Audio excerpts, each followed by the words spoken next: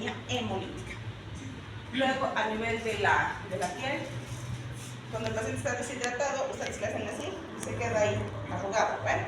Esos son signos de deshidratación y el paciente puede estar deshidratado. No se olviden que ustedes tienen que hacer diagnóstico de diferencia entre una anemia real y una anemia ficticia. Y una de esas condiciones es la deshidratación severa. Luego tenemos a nivel del sistema respiratorio, les he dicho, el paciente tiene alergia nasal. Ustedes ven, utiliza los músculos accesorios para ayudarse con la respiración, está diforético. A nivel del sistema muscular tiene debilidad, tiene adinamia, el paciente dice, levanto mi brazo y ese ratito se cansa, tiene paresis, tiene parestesias. A nivel intestinal, estreñimiento, a nivel de los vasos sanguíneos, hipotensión, a nivel del corazón, palpitaciones, una taquicardia. Muchas veces el paciente se queja de dolor en el pecho, de angina de pecho. Y ustedes tienen que tener en cuenta esa situación. Al hacer el examen físico tienen que ver que el paciente no tenga organomegalias, ni el hígado ni el vaso tienen que tocarse. Si ustedes tocan, hacen la palpación, tocan los bordes de los órganos, ese paciente está con organomegalia. Entonces todas esas cosas las tienen que considerar en el momento de diagnosticar a su paciente, porque se van a dar cuenta que eso les orienta mucho al tipo de anemia que tiene su paciente. Y finalmente en el laboratorio, donde yo voy a analizar el recuento de glóbulos rojos, mis índices hematimétricos, mi ancho de distribución eritrocitaria, que va a estar acá en el frotis de sangre periférico. No se olviden que su frotis de sangre periférico no es jabón de olor. Ustedes tienen que analizar lo que tiene el paciente en ese frotis de sangre periférico, que les va a decir qué es lo que está pasando con el paciente. Bueno, acá para que ustedes vean que les había dicho que las anemias hay que tomarlas en cuenta de acuerdo a la edad, al sexo, a nivel de mar que estamos viviendo, pero nosotros nos vamos a ajustar a un estado que es a 2.500 metros sobre el nivel del mar, y lo único que vamos a hacer distinción es varón-mujer. Y nos vamos a limitar al adulto joven. No vamos a hablar de niños porque no es pediatría, no vamos a hablar de tercera edad porque no es geriatría. Mi hemoglobina me diagnostica anemia, en cambio mi hematocrito me diagnostica poliglobulia. Eso tienen que tener en cuenta, porque a este pobre índice ni me lo toman en cuenta, y este es indispensable para el diagnóstico de poliglobulia. Este me da la referencia de la masa eritrocitaria real, mis índices hematimétricos, mi volumen corpuscular medio me dice el tamaño, y mi hemoglobina corpuscular media me dice mi color, concentración de hierro. En base a eso yo voy a clasificar a mis anemias en normocíticas, microcíticas y macrocíticas. Mi ancho de distribución eritrocitaria. Para poder entender esto, yo tengo que saber la hematopoiesis. Eritrocitos maduros, reticulocitos. No se olviden que los reticulocitos pasan a sangre periférica para terminar de madurar. Entonces, el reticulocito es más grande que el eritrocito. Pero tiene que haber una proporción de tamaños, porque solamente es un 2 a 5% de reticulocitos que pasan a sangre periférica. Entonces, tiene que haber una proporcionalidad. A eso se llama ancho de distribución eritrocitaria. Cuando hay una discrepancia en esos tamaños, grande, mediano, chico, ya es una patología. Generalmente esto se presenta en las anemias. Entonces, mi ancho de distribución eritrocitaria, que debe ser de 10 a 14, supera el 15%, ya es patología. Y eso ya está reportado en su frotis como anisocitosis. Vamos a ver laboratorios, no se preocupen. Entonces, mi anisocitosis, macrocito, normocito, microcito. Esto me permite a mí hacer la clasificación de las anemias en 3 grandes grupos. El eritrocito normal mide 7.5 a 8 litros. He visto del perfil, aquí es de 2.5 y aquí es de 1.5 litros. A A esta célula se llama normocito. Si este eritrocito está normal, tiene esas dimensiones, tiene un volumen corpuscular medio de 80 a 100 hectolitros. Pero si es más chiquitito, menos de 80 hectolitros, ya es un microcito. O si tiene más de 100 hectolitros, es un macrocito, como primera instancia. Entonces, estas proporcionalidades son las que yo tengo que tener aquí en el momento de diagnosticar. Además, que mi hemoglobina corpuscular media me dice que este tiene una cantidad específica de hierro, que va de 27 a 32. Entonces es un monocromo. Porcentaje de eso, hipocrómico, por encima. Con esto yo ya tengo la clasificación de todas las anemias. Las anemias microcíticas, que son 5. La fenopenia, la anemia de enfermedades inflamatorias crónicas, fase crónica, las talasemias, la anemia sideroblástica y la intoxicación por cloro. Esas son las anemias microcíticas. Entonces, cuando yo veo microcitosis, es uno de estos, no otro, uno de estos. Cuando yo veo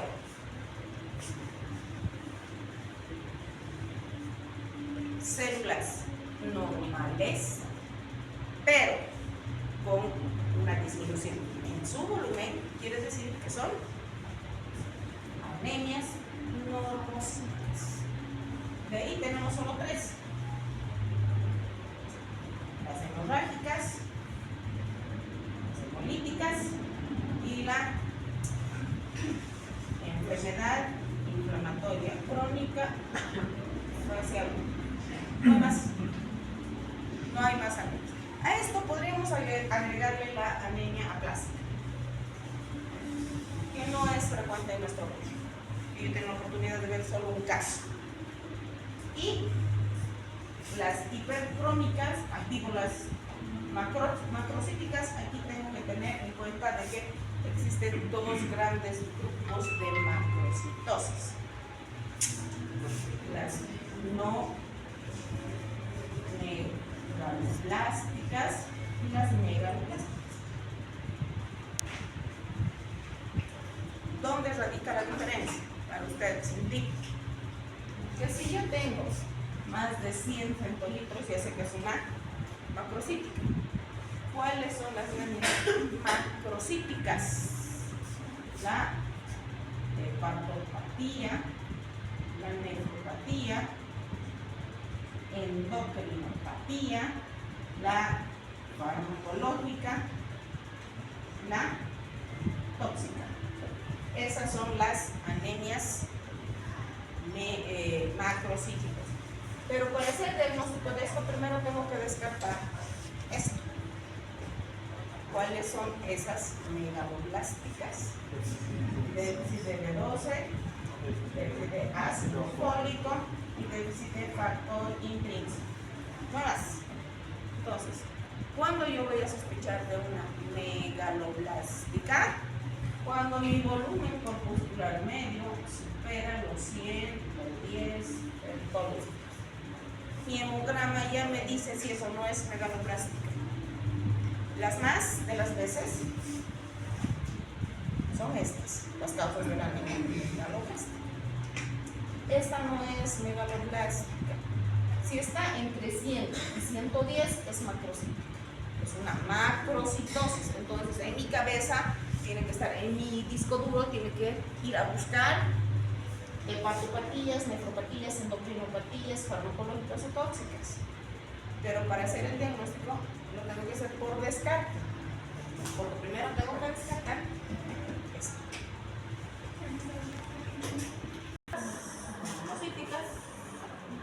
macrocitos. Aquí también ya tiene la importancia los reticulocitos. No se olviden que mis reticulocitos me dan la función medular. ¿Funciona o no funciona mi método? Eso me dicen los reticulocitos. Si mis reticulocitos están bajos, hay una producción baja, entonces tengo que catalogar a mis anémias. Si mis reticulocitos están altos, hay una pérdida excesiva, o es hemorragia o es hemólisis. No hay otra. Entonces, ¿qué es lo que me hace a mí el diagnóstico diferencial? Diferencial mi perfil de hierro.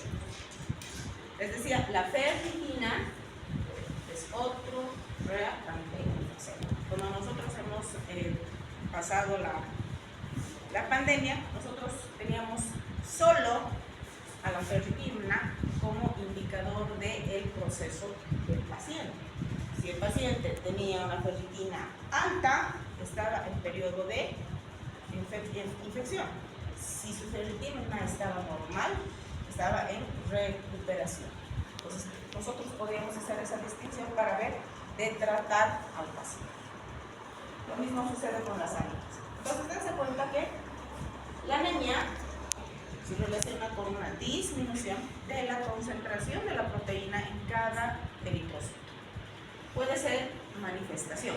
Es una manifestación, no puede ser. Es una manifestación de una enfermedad de base. La anemia no es un diagnóstico per se. Cuando ustedes dicen, a ver, diagnóstico, anemia, no es diagnóstico. Es una sintomatología de una enfermedad de base. Algunos tipos pueden ser graves, sumamente severos. Yo les voy a mostrar laboratorios donde tengo hemoglobinas de 2, el paciente está vivo.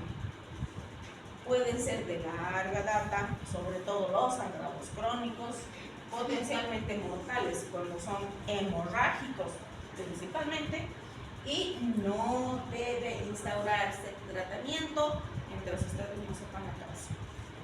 Entonces, ¿cuál es el objetivo? Diagnosticar. Ese es el objetivo. Vamos a hablar de las microcitosis, que es digamos el grupo de anemias más frecuente. Entonces, ¿qué es lo que yo tengo que tener en cuenta cuando estoy frente a una microcitosis? Que mi eritrocito es palidito. Estos son los eritrocitos normales. Fíjense, parecen anillitos, están paliditos. Entonces, primero yo tengo que tener aquí el concepto de anemia. Disminución de la hemoglobina, 2 desviaciones estándar por debajo de la media, tanto para el varón como para la mujer. Eso es regla. ¿Cuándo voy a ver una anemia normocítica normocrómica? En una infección aguda bacteriana, o puede ser viral. Importante, COVID. Anemia normocítica hipocrómica en infecciones crónicas parasitarias, en mitiasis, por ejemplo. Entonces, la anemia hipocrómica indica alteración de la síntesis del hemo. ¿Cómo se producía el hemo? A través de la unión del hierro ferroso con la protoporfirina. Entonces, cuando hay una alteración en esta estructuración, el paciente cursa con anemia.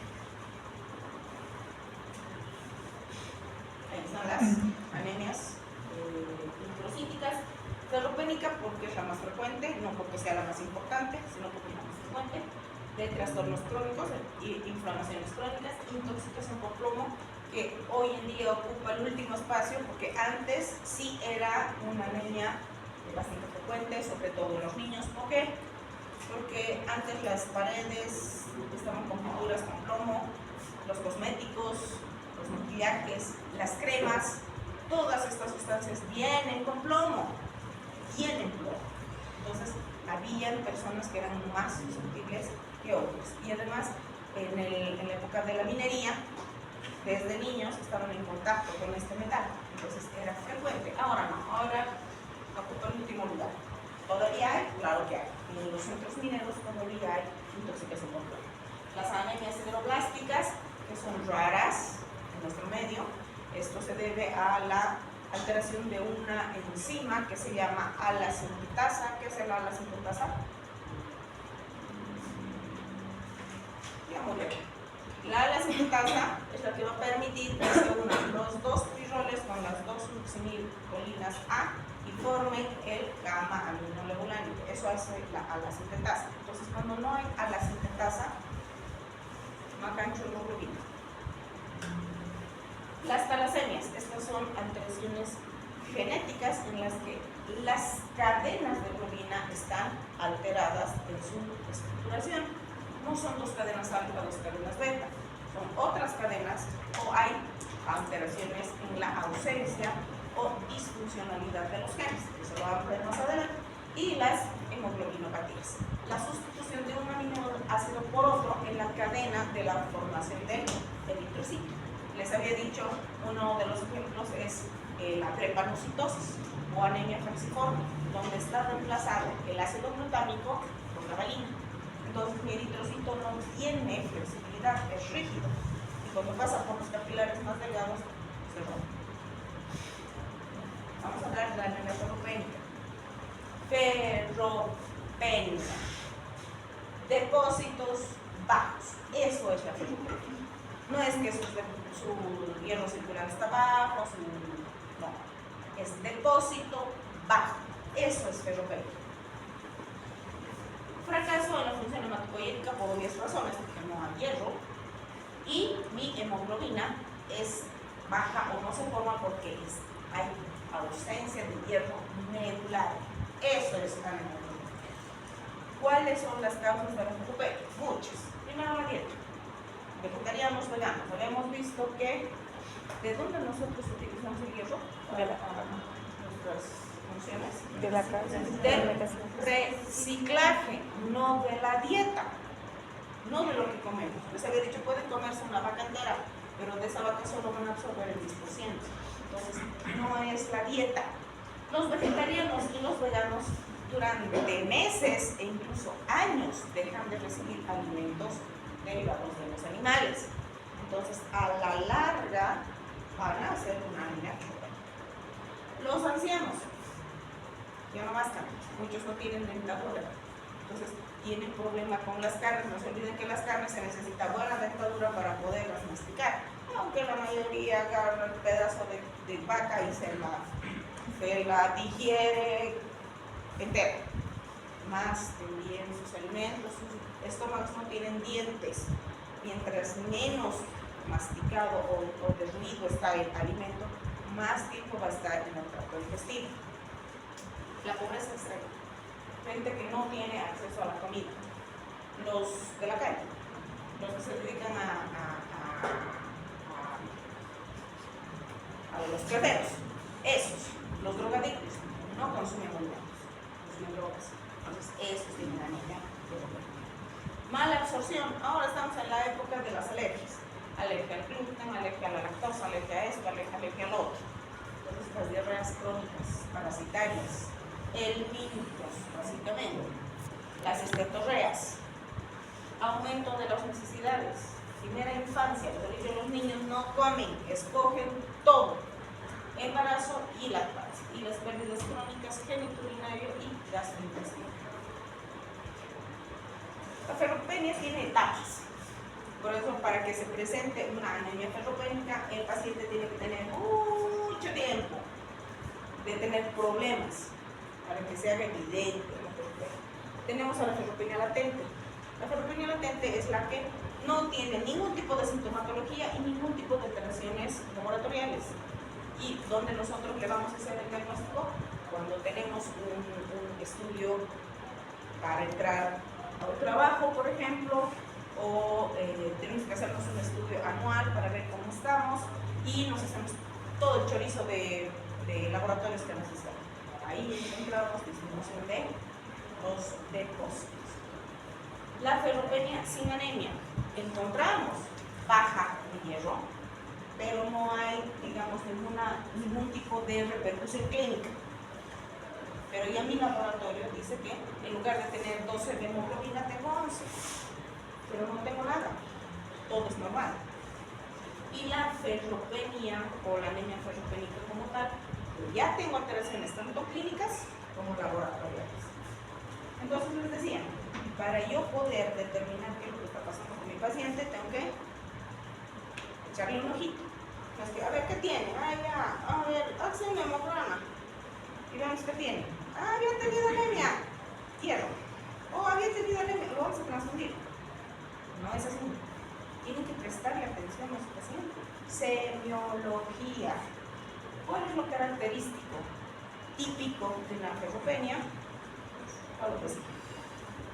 La keilitis o las policitis. La pica, eso es típico de los pacientes de la primera infancia. Llevan todo, cuanta porquería llevan a su boca.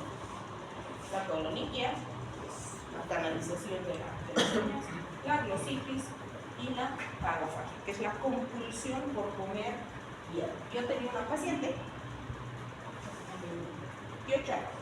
va al consultorio de su doctora, quiero hacerle un examen general porque tengo la necesidad de comer jaboncillo. Esta paciente tenía la compulsión por comer jaboncillo, veía jaboncillo, le sentía el olor al jaboncillo y comenzaba a comer jaboncillo. Entonces, al hacerle su examen, su laboratorio, tenía una anemia ferropénica. Al corregirse, se perdió su compulsión. Entonces, muchas veces es solo la compulsión que hace diagnóstico. Bueno, este es un frotis normal, este es un frotis con anemia. Basándonos en todo lo que les he dicho, ¿qué es lo que yo voy a buscar en mi laboratorio? Volumen corpuscular medio. Lo primero que me tengo que fijar. Bajo. Menos de 80 hectolitros. Mi ancha de distribución electrocitaria elevada. ¿Por qué? Porque no hay células maduras, está botando células inmaduras. Ancha de distribución electrocitaria alto igual a anisocitosis. Hierro célico bajo, por obvias razones, porque no hay depósito, no hay circulante, no hay hierro de transporte, todo está bajo. Capacidad de filtración elevado, ¿por qué? Porque mi hierro es como un carrito de 4 ruedas.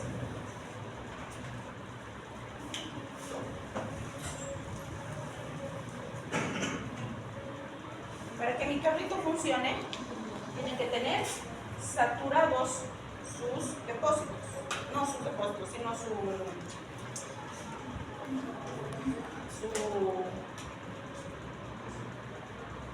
se dice? Se me ha ido, la verdad. Bueno, tiene 4 rueditas. Cuando las 4 rueditas tienen hierro, entonces mi carrito, esta es mi transferrina. Entonces, cuando tiene sus 4 rueditas, mi transferrina lleva el hierro que está circulando, o del reciclaje, o de la absorción de donde se quiera, al punto donde hay necesidad. Hierros. Pero si no tiene una ruedita, mi carrito va en búsqueda de su 4ª ruedita. No funciona bien. Entonces, busca, llega a la médula y no lo deposita, se queda con el hierro. Entonces sigue circulando. Viene otro carrito porque tiene que reemplazar ese carrito que no está liberando hierro.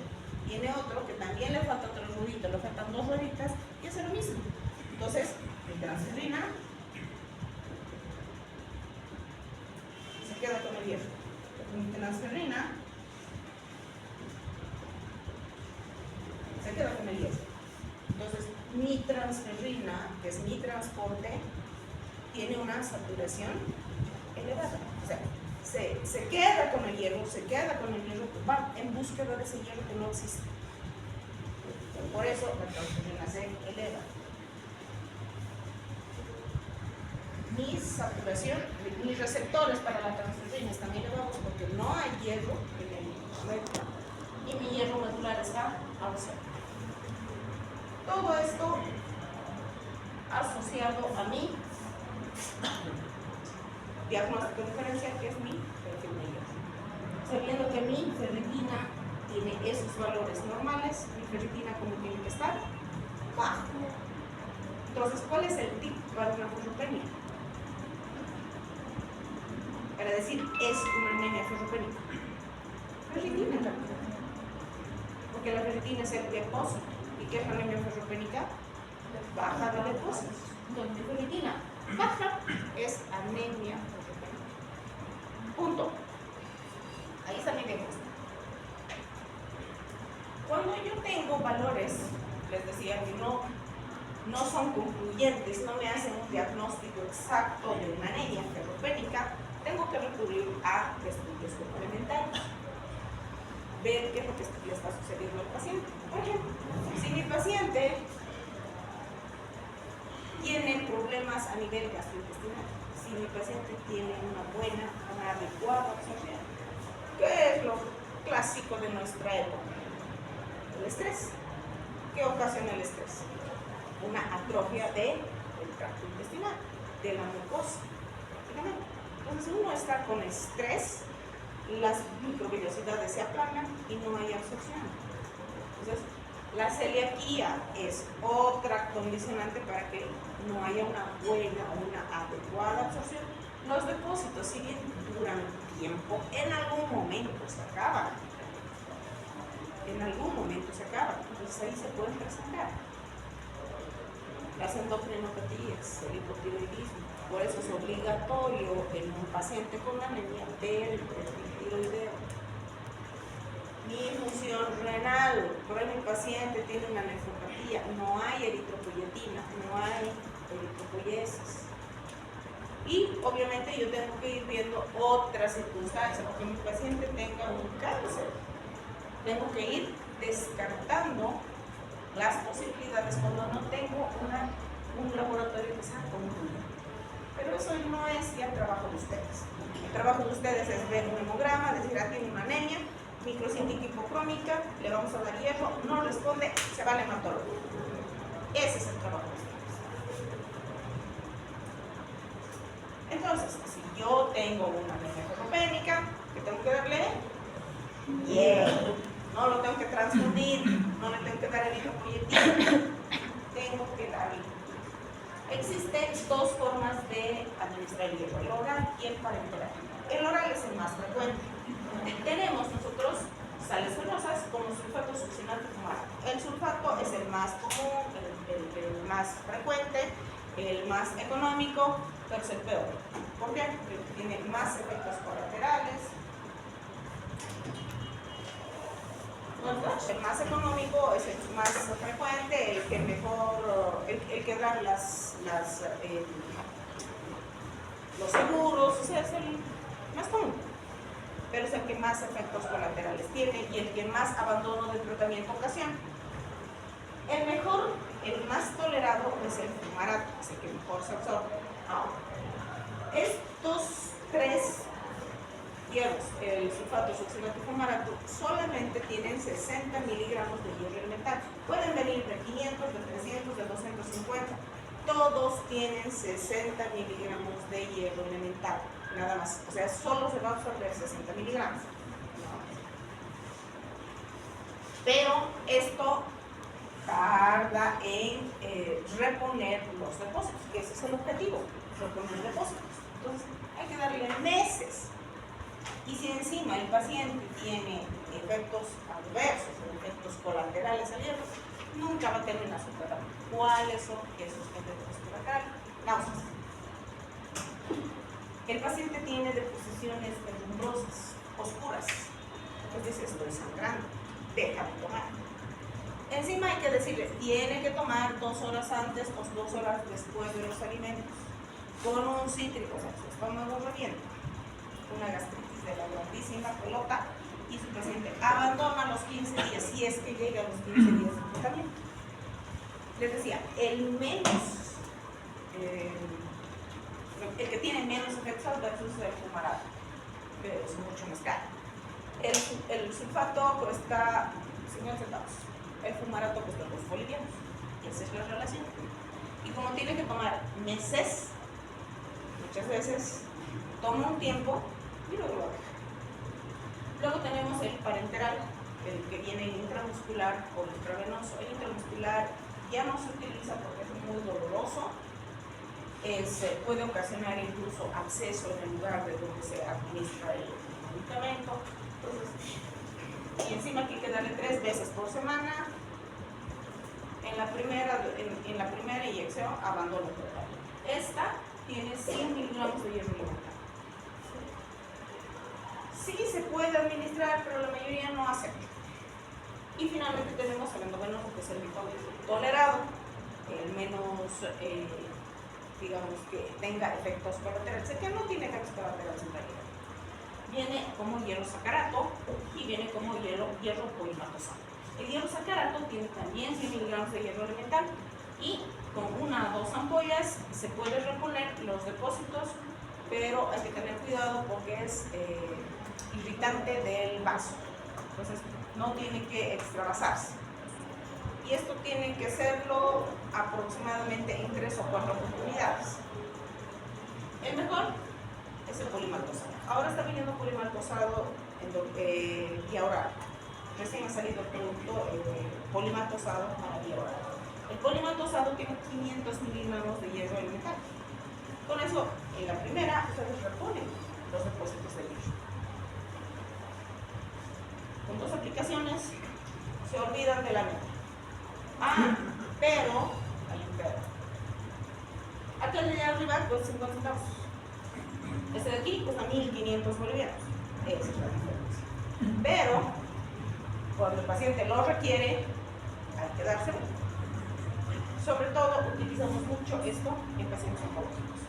Doctora, ¿y por vía oral el polimaltosado? ¿Cuánto cuesta? No sé. Recién me han informado que ¿quiénes son? Traen los de Farmédica, que traen el hierro polimaltosado. No me han dicho cuánto cuesta. A mí no me dan precios, pero obviamente no es como el sulfato. ¿Tiene algún efecto adverso? En teoría el polimaltosado es el mejor tolerado, el que no tiene efectos. Obviamente, el paciente va a seguir teniendo las deposiciones oscuras. Eso es el hierro, ese es el trabajo del hierro, ¿no? Lo que no se absorbe se elimina por descamación, entonces va a seguir teniendo las deposiciones oscurosas. Pero tengo entendido que no es tan emetizante como lo es el sulfato o como es el succinato, sobre todo, porque el fumarato no tiene tanto efecto nauseoso. Entonces el polimaltosado debo asumir, no te puedo decir porque no lo he utilizado vía oral, siempre lo he utilizado como no ocasiona el sabor metálico en la boca, y eso es muy desagradable, y les digo por experiencia propia. Vamos a ver casos clínicos, vamos a ver la segunda opción o la segunda en frecuencia de las angiomias microcíticas, que son las enfermedades inflamatorias crónicas en fase crónica. ¿Esto qué implica? Procesos infecciosos ya establecidos o inflamatorios de larga data. Ya está el paciente con ese proceso inflamatorio. Entonces, cuando este proceso inflamatorio se instaura, ¿qué se libera? Interleuquinas. ¿Y qué hacían las interleuquinas? Bloqueaban la liberación de hierro a todo lado. Por eso el paciente tiene microcitosis e hipocolia. Procesos neoplásicos. Los procesos neoplásicos son procesos inflamatorios crónicos. Entonces, no hay donde perderse. Daño tisular extenso, como los grandes quemados, los pacientes politraumatizados. Esos son los que tienen tendencia a ser procesos crónicos o procesos agudos que se van a cronificar. Los quemados, los que tienen una superficie corporal quemada de más del 60%, van a ser una anemia aparece en meses, lo que les decía, no es de hoy dejo de comer mi vaca y mañana voy a tener anemia, eso sí. No se olviden que el hierro que nosotros manejamos es el del reciclaje. Entonces aparece tiempo después de instaurarse su causa básica, su quemadura, su neoplasia, su enfermedad artritis reumatoidea, que es una enfermedad autoinmune, el lupus eritematoso. Esos son casos crónicos que van a producir interleuquinas todo el tiempo. Inflamatorias. sobre todo la interleuquina 6. Esta es la peor, la 6, la 8 y el factor de necrosis tumoral. Esas son las interleuquinas más importantes. Cuando ustedes quieren ver si el paciente está o no está con este proceso, solo piden interleuquina 6 en laboratorio elevado y ahí tienen su diagnóstico. Entonces, es un dato también importante tener en cuenta en el momento del diagnóstico. Pues ahí está. Ese es el proceso inflamatorio. Ahí están sus interleuquinas. ¿Qué hacen las interleuquinas? Me inhiben la producción de eritropoyetina, me inhiben la liberación de hepcidina, hay un acortamiento de la vida media del eritrocito, entonces no hay hierro en médula ósea. Es un conjunto de situaciones que se van a dar, no primero primero todo en uno se va a presentar. Entonces, los depósitos de hierro van a estar echados llaves, ustedes quieren, y solamente va a botarse el hierro circulante, y el hierro circulante va a llegar a un punto en que se va a agotar y no hay más hierro y comienza a presentarse apatía. ¿Cómo voy a diagnosticar? Es lo más fácil del planeta, lo más fácil del planeta. Hay una disminución de la vida media del eritrocito, lo que les decía, falta de accesibilidad al hierro. No es que no haya hierro hay. Lo que pasa es que está echado de algo. Eso. Hay un aumento de la hepcidina, una disminución de la absorción intestinal, dificultad para la liberación de los depósitos. Eso es todo. Una insuficiencia relativa de la médula por la ausencia de hierro, asociada a una respuesta disminuida por la eritropoyetina, que no se produce a nivel renal, precisamente por la por el exceso de interleuquina 6. Anemia normocítica, normocrónica cuando el proceso es agudo. Por ejemplo, explotó la garrafa y se quemó el 80% de su superficie corporal. Es un proceso inflamatorio importantísimo. Entonces, sus depósitos, sus concentraciones de la interleuquina están pues en el cielo. Hay un proceso inflamatorio generalizado. Entonces, ese paciente a los pocos días o a la semana va a comenzar con disminución de su hemoglobina. Pero no es porque no tiene hierro, es porque no libera hierro y se están agotando los hierros circulantes. Los procesos crónicos es diferente. En los procesos crónicos, neoplasias, enfermedades autoinmunes, eso comienza de no se nota. Cuando el paciente ya hace la clínica, el paciente no tiene hierro en ningún lado, o sea, no hay hierro circulante y no hay formación. Entonces, es diferente la aguda de la crónica. En la aguda siempre es una cíclica normocrónica. ¿Y cómo se van a dar cuenta ustedes de esto? Con reactantes en fase aguda. Ahí se van a dar cuenta del proceso inflamatorio. Van a tener un ancho de distribución eritrocitaria normal, porque esto se presenta de a poquito, de a gotitas. No es como cuando uno tiene una hemorragia, pierde gran cantidad, ahí el ancho de distribución eritrocitaria es alto. Aquí no, es normal. Mis reticulocitos son normales e incluso pueden estar bajos. Y finalmente mis reactantes en fase aguda. ¿Qué es lo que me dice a mí que el paciente está con un proceso infeccioso? PCR. Entonces, yo tengo una leucocitosis y lo primero que tengo que pedir es PCR. Si mi PCR y mi leucocitosis son positivos, es un proceso inflamatorio infeccioso. Listo. Parece difícil. ¿Qué tengo que hacer? Encontrar la causa. Enfermedad de base. Lo que yo tengo que hacer es primero diagnosticar. Si yo no diagnostico, no puedo tratar.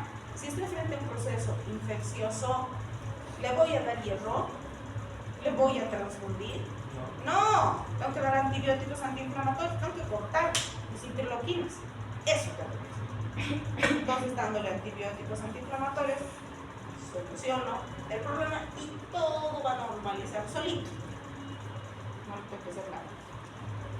Pero, si yo digo, tiene 6 de hemoglobina, tiene leucocitos elevados y tiene neutrófilos y encima tiene plaquetas, ya, le vamos a dar antibióticos y le vamos a transfundir.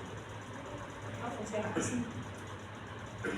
Primero tengo que determinar cuál es la causa de mi infección. ¿Es una infección urinaria? ¿Es una infección pulmonar? ¿Es una infección del tracto urinario? ¿Dónde está la infección? ¿Es una sepsis? Eso tengo que determinar. ¿Para qué? Para darle el antibiótico específico. No para darle ceftriaxona como todos los acostumbrados. Paciente está con una leucemia, le vamos a dar ceftriaxona.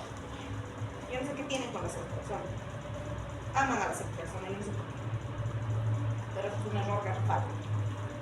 Tengo que ver dónde está mi foco infeccioso pulmonar. La ceftriaxona ni costillas. La ceftriaxona es para el tracto urinario, para eso. Pero mi infección es pulmonar y la chapada. No es que ustedes van a dar antibióticos a diestra y siniestra. Tienen que tener mucho cuidado al administrar antibióticos. Pero bueno, tiene un proceso infeccioso, voy a dar antibióticos. Tiene un proceso inflamatorio, daré antiinflamatorios. Si el caso lo amerita, o daré corticoide. Eso ya veré de acuerdo a cada tipo de situación. Pero mi enfermedad además. No administrar hematínicos salvo que se demuestre la ausencia concomitante. Entonces tiene todo el derecho de tener una anemia inflamatoria y una anemia neutropénica, sin todo el derecho. Pero para eso diagnosticaré como perfil de hierro. Me dice mi ferritina baja, perfecto, le voy a dar hierro, además de sus antibióticos, además de sus antiinflamatorios o además de sus anticorpos. Transfundir rara vez, muy rara vez, pero sí se puede transfundir. Por ejemplo, si mi paciente entra comatoso o nubilado porque ha tenido un accidente automovilístico o en moto sin casco, que es lo más frecuente hoy en día, entonces, ¿qué le pasa al paciente? Edema cerebral. Eso significa interleuquinas en grandes cantidades. Y encima el sistema nervioso central. Bloqueo. Encima está nubilado, está inconsciente y tiene una hemoglobina baja. Tengo que salvarle la vida. El cerebro necesita oxígeno. Ahí sí lo puedo transfundir. Pero es para salvarle la vida al paciente, no para corregirle la anemia. No se corrige la anemia con transfusión sanguínea. Eso tienen que tener acá, en su cabecita.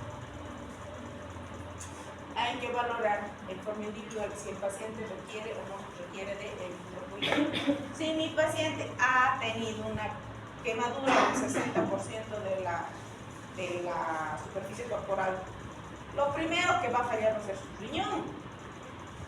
Entonces a este sí le voy a dar eritropoyetina.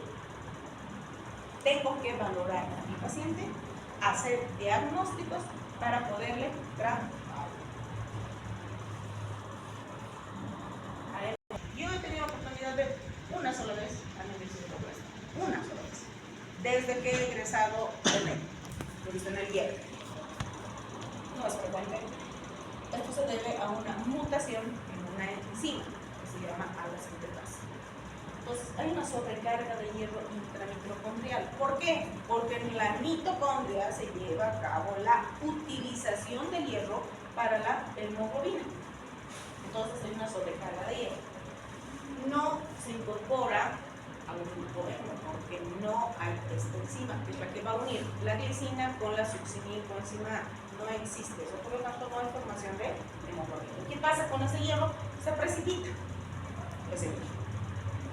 El hierro se dispone en forma circular al núcleo, perinuclear, y forma un anillo que se llama anillo sideroblástico, porque ese hierro se precipita, no se lo utiliza. Hay una eritropoiesis ineficaz por obvias razones. Se debe a la mutación de la ala-sintetasa, lo que les decía, y además interviene la falta de iridoxina, que es la B6, con lo que va a aumentar la protoporfirina libre intraeritrocital. Por eso se forma esto, que es el sideroblasto. Sideroblasto. ¿Qué es el sideroblasto? ODC como es indiferenciada. Y esto es sangre periférica. Entonces, esta es mi mitocondria, este es mi eritroblasto. ¿Qué tipo de eritroblasto? ¿Qué tipo de eritroblasto es? ¿Dónde se hace la síntesis de hemoglobina? Policromático. Este es mi eritroblasto policromático. Policromatófilo, si ustedes quieren lo mismo. Este es mi mitocondria. Aquí comienza la formación de hemoglobina. ¿Cómo? Con la unión de la glicina con la succinilcoenzima. ¿A través de qué? De la ala sintetasa. ¿Para qué? Para formar este ácido, que es el ácido aminolevulánico. No hay esto, no hay esto. Punto. No hay todo esto. No hay esto. No hay esto. Entonces, ese hierro que está contenido en este eritrocito, en este eritroblasto, se precipita, se acumula como bolitas. ¿Por qué no se lo utiliza? Y ese sale de médula ósea a sangre periférica. Todo el chorizo de formación de la hemoglobina. Succinilcoenzima más glicina a la sintetasa con la coparticipación de la B12, aquí no se nota, la B6 que no se nota acá, ácido aminolevulánico, porfirinógeno, metilquilano, uroporfirinógeno, copoporfirinógeno que tiene que ingresar nuevamente a la mitocondria como protoporfirinógeno, protoporfirina, que es el que va a unirse a través de la fenoquilatasa con el hierro ferroso para formar el compuesto. Entonces, no hay todo esto. Igual,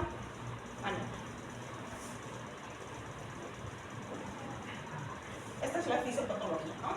Se inhibe la captación por el eritroblasto, hay sobrecarga tisular porque se precipita, se forma el sideroblasto en anillo, hay una lipopoiesis ineficaz, aumenta la absorción de hierro intestinal porque dice no hay hierro, pues sigue aumentándose y esto es lo peor de todo. ¿Okay? Se origina la hemocromatosis eritropoietica. Entonces, ¿cómo está su paciente? Café. Formas de anemia esclerosplástica, las hereditarias, es por mutación que se arrastra de generación en generación, ligada al cromosoma X, existe una que es esporádica congénita y otra que es el síndrome de Pearson, que nosotros no las vamos a tocar, pero no nos compete.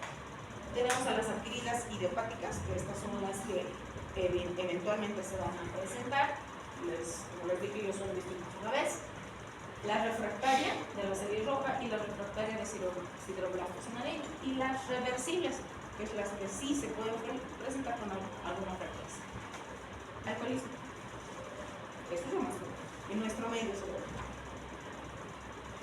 Fármacos.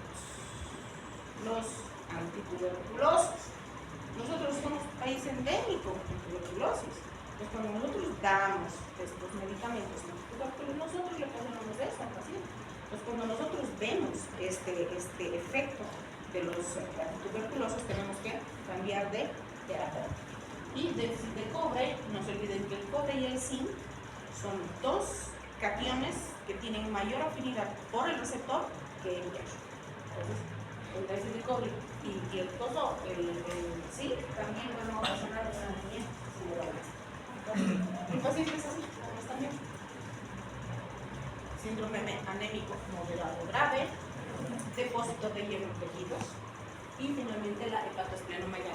Lo que les decía, si su paciente tiene hepatoesplenomegalia es patología, y si su paciente está café, tiene anemia y tiene organomegalia, es una anemia. ¿Qué tipo de anemia? Eso me lo determinará mi laboratorio, donde yo voy a ver el frotis de sangre periférico. ¿Qué voy a ver? Sideroblastos en la niña. Y ahí les van a poner sideroblastos en sangre periférica. Ahí está su diagnóstico. ¿Le voy a dar hierro? No. ¿Qué le voy a dar a este paciente? ¿Qué le voy a hacer a este paciente? Lo tengo que quelar, tengo que ayudarle a eliminar ese exceso de hierro. Entonces no lo voy a transfundir, no le voy a dar hierro, no le voy a dar hierro. Lo tengo que quelar. ¿Qué ¿Qué voy a encontrar? Reticulocitos aumentados, hemoglobina disminuida, ancho de distribución aumentado, hierro sérico aumentado, capacidad aumentada, puede estar normal o disminuida la capacidad de hierro, fijación, pero la saturación está aumentada, la ferritina aumentada, el hierro en medio está aumentado y presencia de sideroblastos y cuerpos de Pappenheim, lo que les decía, en las alteraciones o en las inclusiones eritrocitarias. Todo está aumentado, entonces tengo que quitar, tengo que eliminar. Ahí está. Esos son mis anillos sideroblásticos y este es mi cuerpo de Pappenheim, que son el hierro precipitado que se encuentra en este anillo sideroblástico, anillo sideroblástico. ¿Qué lo voy a dar? No lo voy a curar, porque es un defecto genético. Encima, no hay alas sintetasas sintéticas. Entonces, tengo que ayudar a mejorar su calidad de vida. Es todo lo que puedo hacer. Ahora, en el caso de los ocasionados por medicamentos, pues quitaré el medicamento que le está ocasionando eso. Si es alcohólica, ya estamos en serios problemas, porque difícilmente puedo quitarle el alcohol al paciente. Pero cuando yo puedo mejorar, lo tengo que hacer. ¿Cómo voy a hacer? Con mejorando la dieta y que la va a pasar.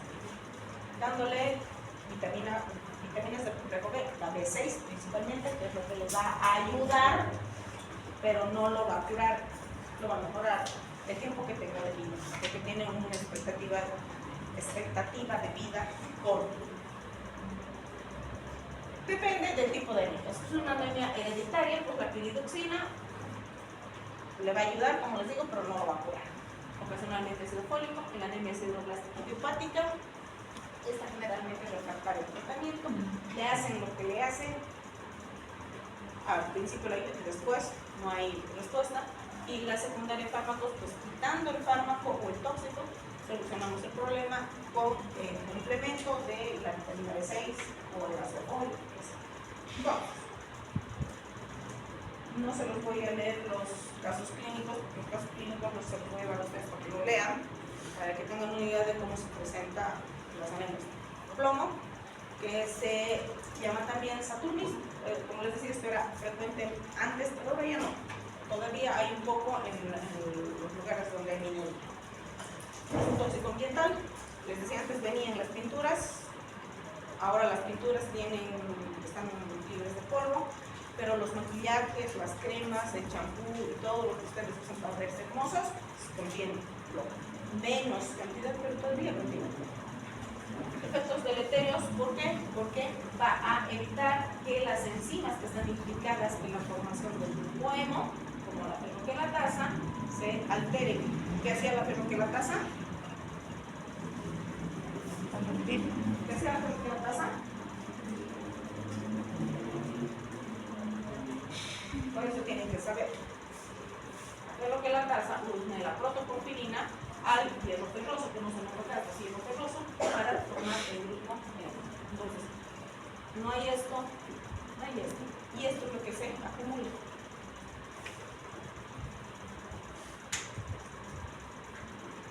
Entonces, el problema acá también es enzimático, fenoquilatasa.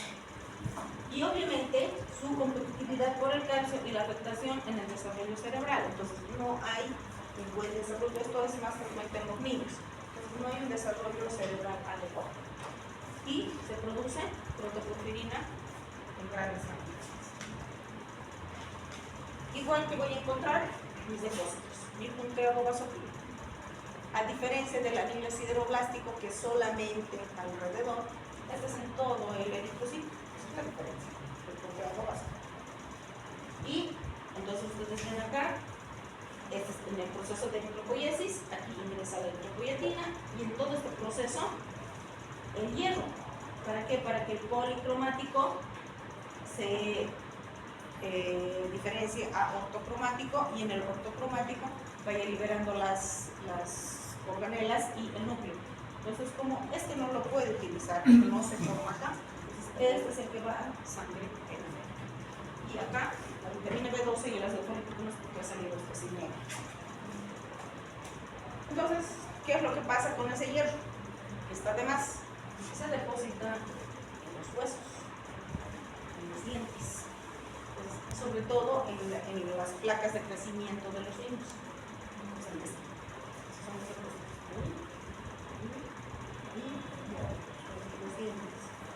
A esto se denomina gripe de bulto. Alguna vez han debido ver, lo he visto una sola vez. Las niñas de mis niñas uñas, esas niñas negras, esto sí han debido ver, a nivel de laser flash. Eso es típico de la semiología, que se siente buscar. O hiperkeratosis, se tiene negra. Esta piel rosada se refiere a esto que ha decolorado gracias al depósito de hielo. Y lo más típico de la intoxicación por plomo es el cúbito verde. Eso es patognomónico, si ustedes ven. El paciente va a venir y les va a decir, estoy vomitando verde. Ah, estás vomitando verde, ahí hay algo. Esto es típico de los intoxicados. Entonces ahí está el depósito. Y el chiquito se lo ve así. Es típico, pero ven a ese niño y dice que este está intoxicado.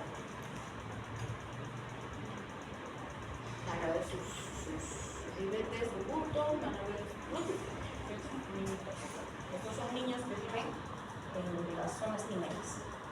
Oye, vive el sistema nervioso central, es lo más afecta. Afecta todo el cuerpo, huesos, pero afecta más el sistema nervioso central. Alteraciones cognitivas, comportamentales, incluso el paciente puede tener signos de demencia. Todo lo que es derivado del edema cerebral que ocasiona este depósito, el letargo, convulsiones, tengo que ver si esta es una intoxicación aguda o es una intoxicación crónica. Las intoxicaciones agudas generalmente es por la exposición respiratoria. En cambio, las crónicas es por ingestión. En las respiratorias o las manifestaciones más frecuentes de las agudas son renales. Insuficiencia renal, fallo renal, fracaso renal, es lo primero. Síntomas gastrointestinales, el vómito verde, lo que les decía, encefalopatía. Hay hemólisis y por obvias razones hay anemia. Puede desarrollarse en semanas e incluso en días. En cambio, la toxicidad crónica es mucho más larga, porque es ingesta. Manifestaciones multisistémicas en la primera fase, intoxicación leve, subclínica y el saturnismo, que es propio de los intoxicados crónicos. Tengo que hacer este paciente, ayudarle a eliminar todo ese plomo. Tratamiento. Medidas preventivas para evitar la ingesta. ¿Qué antes? Cuando ustedes rotan laboratorio, ustedes se dan cuenta de que los laboratoristas tienen tubitos con tapitas de distintos colores.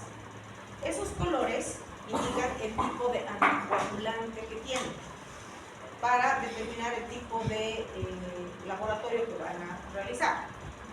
Uno de esos anticoagulantes se llama ETA o ácido dimercaptosufínico. Es un anticoagulante. Nosotros utilizamos eso para que lo hagan estos pacientes. Obviamente no le vamos a dar en esa proporción, lo tenemos que diluir y tenemos que ver la tolerancia al paciente. Pero utilizamos más nosotros. Hay otros, como la penicilamina, por ejemplo, que sí se utiliza con mayor frecuencia, pero es muy caro. Muchos pacientes no pueden, y menos aquellos pacientes que viven en las zonas mineras, ellos no tienen este tipo de medicamentos. Entonces, a esos pacientes se los queda con.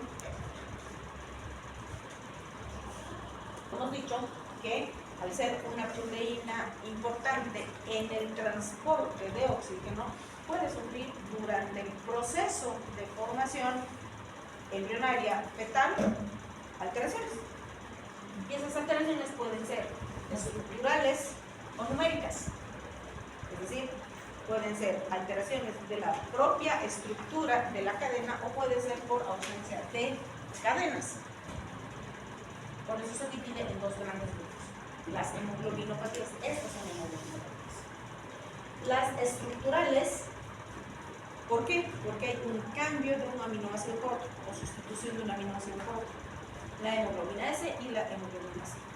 En cambio, en alteraciones estructurales tenemos a las talasemias, que dependiendo de la cadena faltante pueden ser alfa o pueden ser beta talasemias.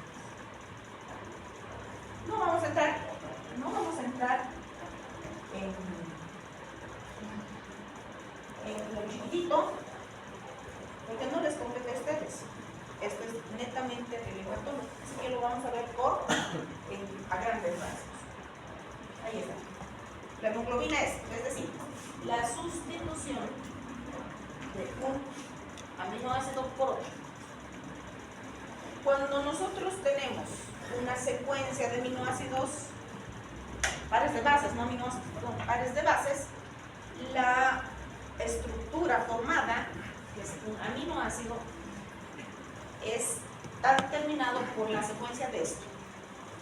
Si nosotros tenemos una alteración en esta secuencia, esto es distinto a esto. Y dependiendo de dónde esté funcionando esa proteína va a ser afuncional o no va a realizar la función que tiene que realizar. Por ejemplo, la glutamina es parte de la estructura de la membrana eritrocitaria. Entonces, es una proteína estructural que cuando está en su lugar o es normal, le va a permitir al eritrocito flexibilidad. Pero cuando este aminoácido está reemplazado por otro, que también va a ser parte de la estructura del eritrocito, ya no va a ser pues mi eritrocito flexible. ¿Por qué? Porque está cambiando su estructura. Va a ser rígido. Entonces cuando pase por los capilares chiquititos, se va a reventar, se va a romper. Entonces, a esto se le llama hemoglobinopatía de estructura. Su nombre es anemia drepanocítica, drepanocitosis o anemia falciforme, es lo mismo. Esto es lo más frecuente que es autosómico dominante. Se debe a la sustitución y se forma el eritrocito en os o eritrocito en media luna. Y como este eritrocito no es normal, la capacidad de transporte de oxígeno está alterado. Entonces es una desoxihemoglobina. Por lo tanto, mi paciente va a tener anemia, le voy a dar hierro, no va a responder, le voy a transfundir, no va a responder, le voy a dar una cosa, no va a responder. ¿Por qué? Porque es una alteración estructural de mi eritrocito. ¿Cómo voy a llegar a su diagnóstico? ¿A través de qué? Frotis. Frotis de sangre. ¿A qué? Frotis. Más fuerte. Frotis de sangre. Frotis de sangre periférico me dice hay eritrocitos en os. Pero el diagnóstico definitivo, claro que me ayuda mi frotis mi frotis periférico, claro. Ahí me dice esta célula. Este ñato tiene una alteración estructural, es una hemoglobinopatía estructural. Pero el diagnóstico definitivo, ¿cómo lo hace? La electroforesis de hemoglobina. Porque la electroforesis me va a decir, ¿dónde está mi problema? Pero sí, mi frotis ya me hace diagnóstico. Veo esta célula en mi frotis y me deshago del paciente. Ya sé que tiene una alteración hematológica. Esta es una alteración hematológica. ¿Me compete como médico general? No me compete.